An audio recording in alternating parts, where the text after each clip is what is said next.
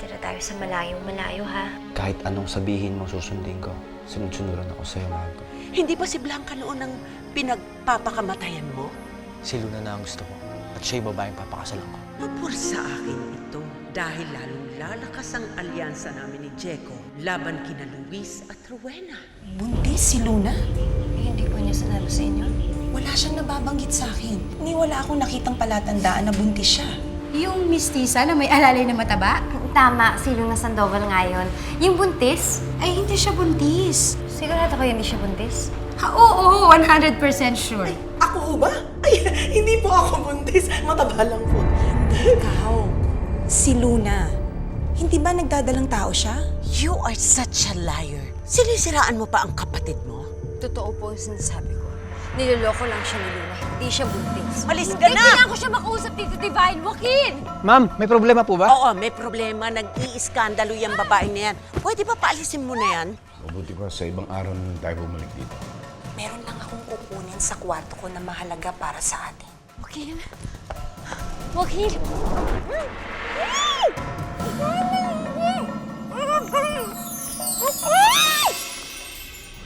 Anong ginagawa natin dito? Umalis na tayo. Sandali lang, may hinahanap ako. Ano bang gamit yung hinahanap mo? Kakailanganin natin to.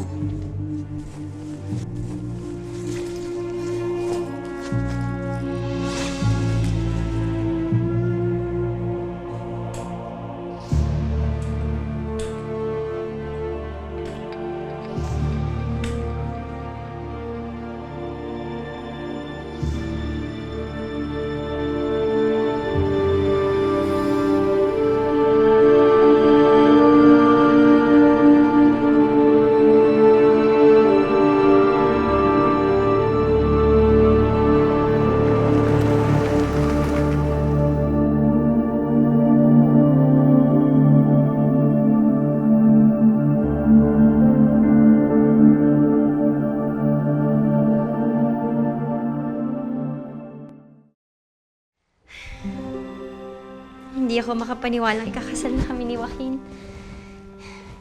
Sa wakas matutupad na yung pangarap ko, Belia. Ma'am Luna, may sasabihin po ako sana sa inyo. Oh, ano yun? Andyan po si Ma'am Rowena sa kwarto po niya. Kasama po si Daddy Luis niyo po. Ha? Si Papa Diego nandyan na ba? Naku, baka magpang-abot sila.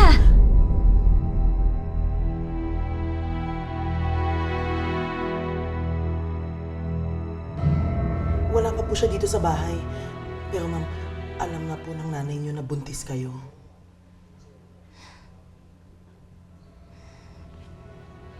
Sinabi na siguro ni Ate Blanca yung kalagayan ko. Paano po kaya yun? Eh di ba ayaw niyo po na lukuhin ng nanay ninyo? Kasi kung sa bagay, niloko niyo nga yung kapatid ninyo. Sorry po, ma'am. Me in my very big mouth. Siguro hindi na muna ako magpapakita kay Inay. Haharapin ko na lang yan kapag kasal na kami ni Joaquin. Ayoko mabaling sa iba yung atensyon ko. Ang kasal lang namin ni Joaquin ang gusto kong pagtuunan ng pansin. Wala nang iba.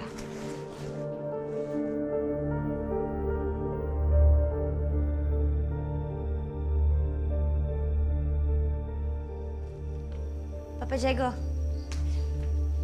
nandito na yung susutin mo sa kasal. Sukatin mo na. Sige anak, mauna ka na. Susunod ako. Papa, hindi. Halika na. Gusto ko makita kung tama yung sukat sa'yo. Halika na. Pasok na tayo.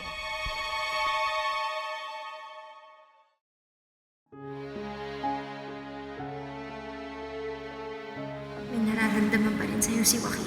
Sa'yo lang siya makikinig. Kaya ate, kausapin mo naman siya. Sabihin mo sa kanya na kailangan naman siya ng baby ko. Ate, siguraduhin mo pupunta kayo, ha? Para makapagplano tayo kung paano tayo magsasama-sama ulit lahat. Bilang isang buong pamilya. Gusto ko pong ipakilala sa inyong lahat ang aking mapapang-asawa, si Joaquin Alvarez. Yung mistisa na may alalay na mataba? Tama, si Luna Sandoval nga yun. Yung buntis? Ay, hindi siya buntis. Sigurado kayo hindi siya buntis? Oo, 100% sure. Ilang ulit pa ba ako lulukohin ni Luna? Itinuturing pa kaya niya akong kapatid? Dapat ko pa ba siyang patawarin? Ayokong palampasin ang ginawa niya sa akin. Babawiin ko sa kanya si Joaquin. Ipapamukha ko sa kanya kung gaano siya kasamang kapatid.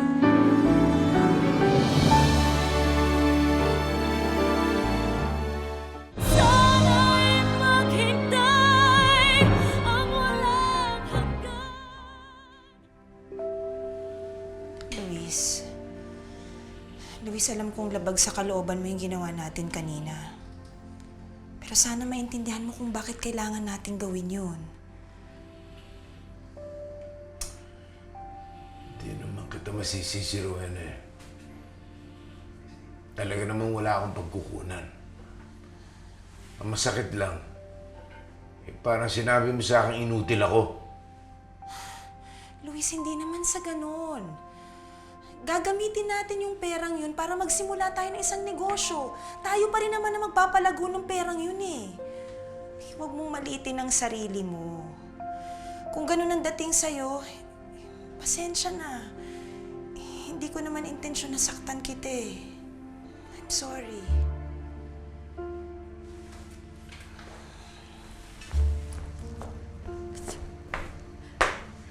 May kailangan malaman kayo kay Luna. Ano nangyari sa'yo? Bakit ganyan ang itsura mo?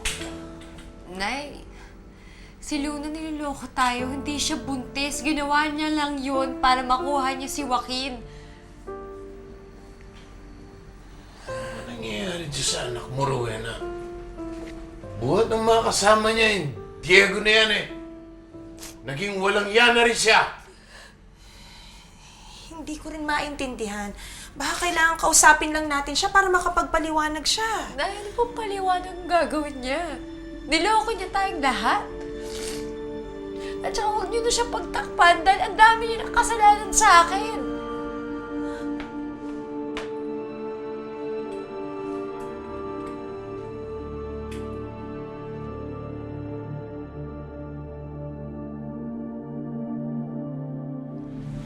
Ano ba, Divine? Naiinit na ako. Ano ba ang plano mo kay Luis at Rowena? Dahil ako, desidido na ako para makuha ko si Rowena. Hindi lang ako makalapit sa kanya. Bakit naman? She is just a woman. Kayang-kaya mo siya. May hawak siya na makapangyarihang bagay na kinatatakutan ko. Kinakatakutan? Ano yun? Baril? Granada? Bazooka? What? Di mo maintindihan. Ang mahalaga ngayon ay mapatay ko si Luis.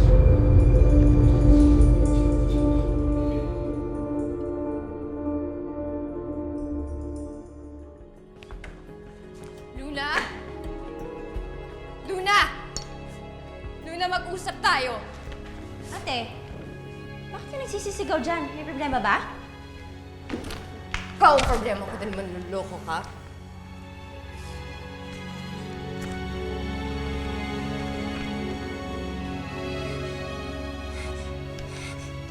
Hindi totoo! Hindi totoo!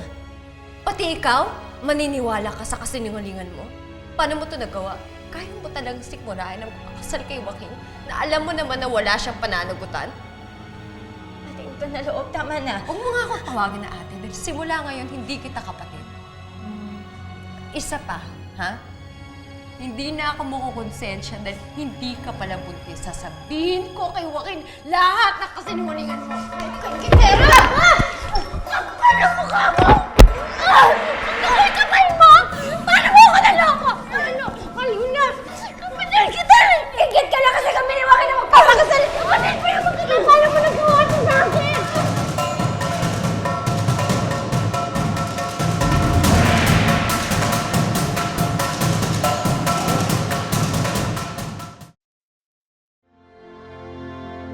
Walang kasiguraduhan ng buhay.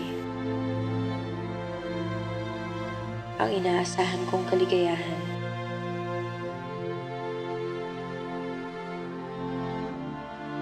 Nauwi sa sakit at pahirap. Dali niyo sa ICU! Kahit tunay ang pagmamahal. Kami napaghiwalay. kahit may handang tumulong.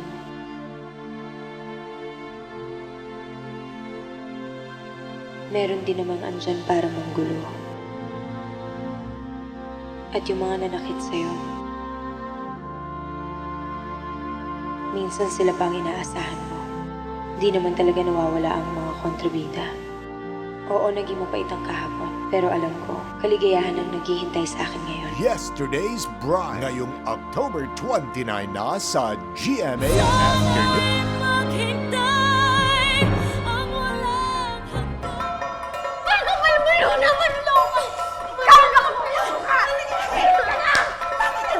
Tama na!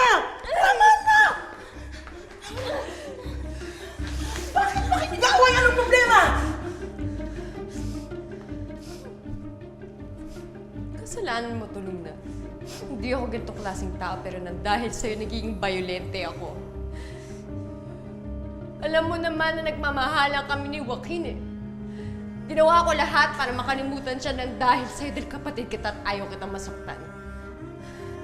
Tiniis ko lahat ng sakit, lahat ng hirap, para lang sa'yo. Wala ka bang awa? Wala ka bang konsensya? Kapatid mo ko, pero nagawa mo to sa akin? Ate naman, kahit pag lumuhod ako sa harapan mo, hindi mo naman ako mapapatawad eh. Pero hindi ko pa rin tatalikurin si Joaquin. Itutuloy ko pa rin ang pagpapakasal namin. Talaga, subukan mo! Dahil hindi ko hayaan mangyari yun, sasabihin ko kay Joaquin lahat ng kasinungalingan mo. Ate, wag! Ate, wag mo sira yung plano ko! Ate! Ate, bumalik ka dito! Ate Blanca!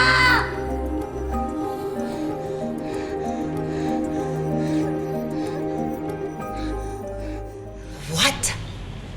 Are you nuts? At bakit mo naman papatayin si Luis? Dahil siyang hadlang sa amin ni Rowena. Bakit? Nakakasiguro ka ba na babalik sa'yo si Rowena kapag napatay mo si Luis? Ang mahalaga ay mapatay ko si Luis. Dahil siyang rason kaya wala sa akin si Rowena. Siyang totoong mahal ni Rowena. But killing Luis is not the solution. At syempre, hindi ako papayag. Hayaan mo ako na lang mag-iisip ng paraan. Wala akong tiwala sa lahi ng mga tao. Dahil hindi niyo kayang lampasan ang kapasidad ng katulad ko. What do you mean? Tao ka ba? Ano ba ang kaya mong gawin na hindi namin kaya? Hindi ka maniwala kahit anong sabihin ko. Kaya importante gawin mo lang ang pinaplano mo. Dahil kapag hindi ka nagtagumpay, baka mismo kikilos. Don't worry. I'll take care of this.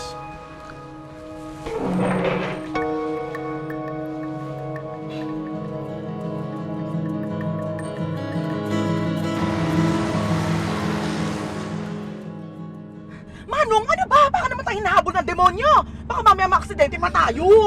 Belia, hindi nga tayo pwede magbagal. Kailangan maunahan ko si Ate Blanca. Kailangan mailayo ko si Joaquin sa kanya. Hindi sila pwede magkausap. Baka kapag nalaman ni Joaquin na totoo, umurong siya sa kasal.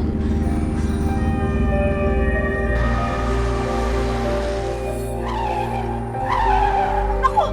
May banggaan! Ano ba yun? Hindi pa tayo pinalusot. Maunahan na ako ni Ate Blanca. Makapagsumbong na siya kay Joaquin.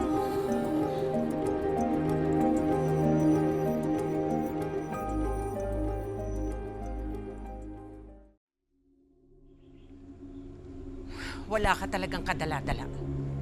Nandito ka na naman. Pwede ba umalis ka? O baka naman gusto mong tumawag uli ako ng pulis? Bakit ba ayaw mo pakausap si Joaquin sa akin? Because you are a disaster. Tuwing kakausapin mo ang kapatid ko, may dala-dala kang masamang hangin.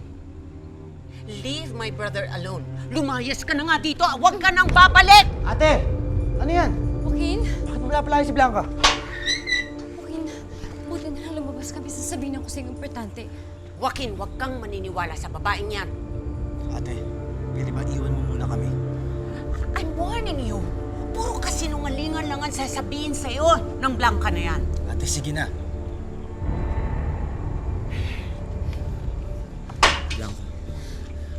sasabihin mo sa akin? Joaquin, niloloko ka lang ni Luna. Hindi mo na siya kailangang panagutan pa dahil hindi siya buntis. Ulit tayo magsama ulit.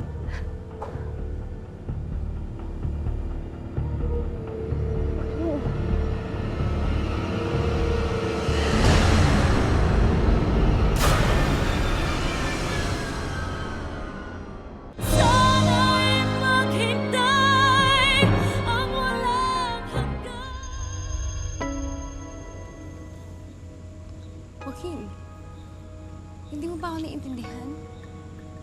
Hindi mo na kailangang panagutan si Luna. Dahil hindi siya buntis, pwede na tayo magsama ulit. Joaquin, hindi mo ba ako naiintindihan? Niloloko ka lang ni Luna. Hindi siya buntis. Halika na. Ang bilis mo naman lasunin ang isip na mapapangasawa ko. Lumayo sa kanya. Luis, pupuntahan ko si Luna. Hindi ako mapakali dito sa bahay eh. Alam kong pupuntahan siya ni Blanca. Baka kung anong mangyari sa kanilang dalawa. Ano? Alam kong nararamdaman mo bilang isang ina. Pero malalaki na ang mga anak natin.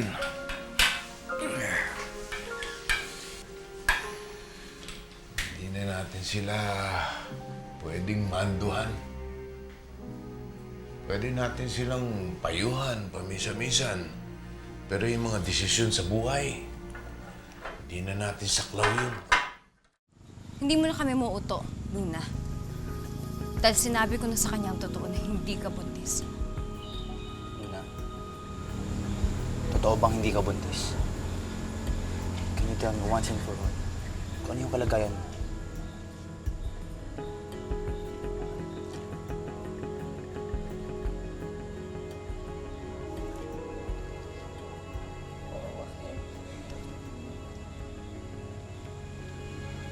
Hindi nga ako buntis. Yan lang kasi naisip kong paraan para pumalik ka sa akin. Alam mo naman kung gaano kita kamahal, di ba? Kung mahal mo siya, Luna, hindi mo siya lulukohin.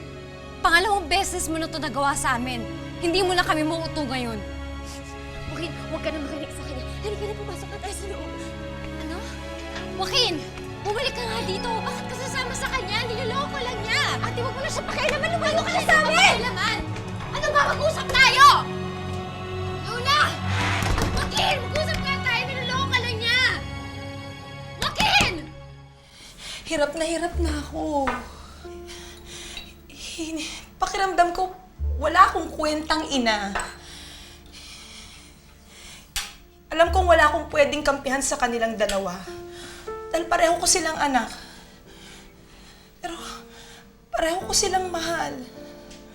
At gusto ko silang damayan. Pero aaminin ko sa'yo, pakiramdam ko wala akong... Nahihiya ako sa sarili ko. Ni hindi ko alam ang solusyon sa mga problema ng dalawang batang yan. Pakiramdam ko wala akong silbing ina. Ni hindi ko man lang mapayuhan ng mga batang yan.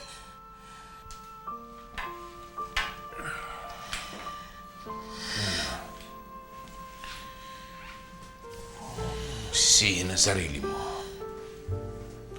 Alam ko naiipit ka sa sitwasyon ni Luna at ni Blanca. Pero,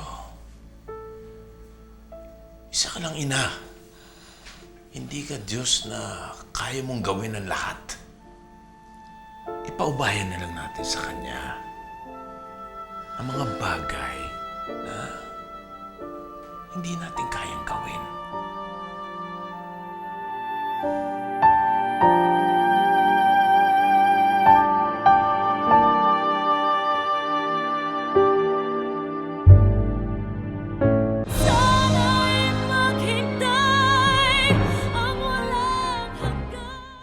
Lumabas kayo dyan! Mag-usap tayo!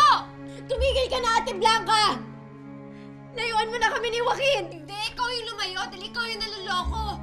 Mahiya ka nga sa sarili mo. Ikaw ang mahiya. Ikaw kaya naghahabol sa kanya. Will you please leave us alone? O kung hindi, tatawag talaga ako ng pulis! Tama na!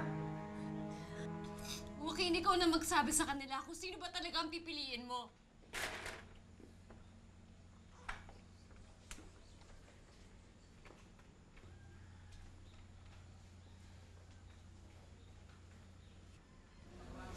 Joaquin, ikaw na magsabi sa kanila kung sino ba talaga ang pipiliin mo. Hindi na niya kailangan magpaliwanag sa'yo. Hindi na ba malinaw sa'yo, Ate Blanca, kung sino ang mas mahal ni Joaquin? Kaya pwede ba? Umalis ka na! At wag mo na kami guguluhin pa! Joaquin, niloloko ka lang ni Luna. Huwag kang sumama sa kanya.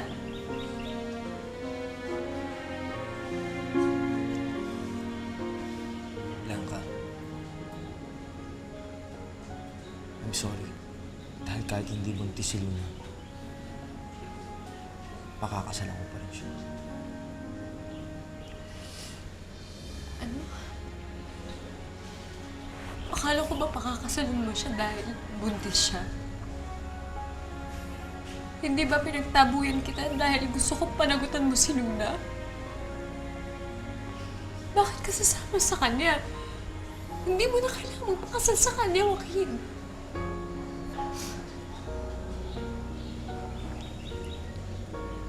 Joaquin! Joaquin, di ba ako yung mahal mo? Makakasalan mo ako, di ba? Binigay mo to sa akin dahil mahal mo ako. Nangyayari sa'yo. Ano nangyayari dito? Nakalimutan mo na ba yun? Blanca, I'm sorry. Pero nakapag-desisyon na ako.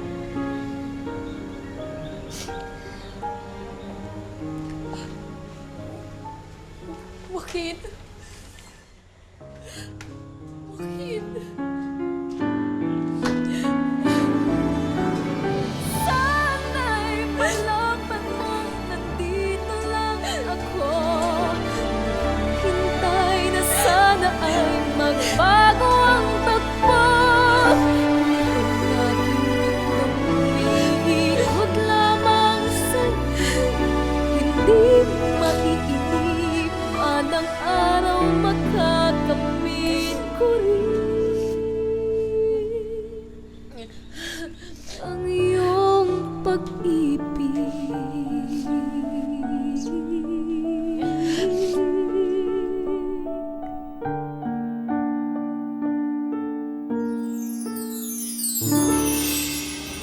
Hindi ba masama ang magsukat ng pangkasal? Bella, hindi naman totoo yung pamahiin na hindi matutuloy ang kasal. Kami ni Joaquin, tuloy na tuloy kami. Lalo pa ngayon, takargahan ni Papa Diego ng gayuma si Joaquin. Sigurado ka bang ginayuma ni Diego si Joaquin? Opo, Nay. Nakita ko po eh. Nandun ako eh. Nakita ko yung ginawa ni Mang Diego. Talagang kampo ng impyerno ang Diego na yan. Ano pong gagawin ko? Ikakasal na si Joaquin kay Luna. Kailangan pigilan ko yun. Hindi pa huli ang lahat. Kung papaano nilabanan ng daddy mo si Diego at pinaglaban niya ang pagmamahal niya sa akin, ganon din ang gawin mo para kay Joaquin. Joaquin!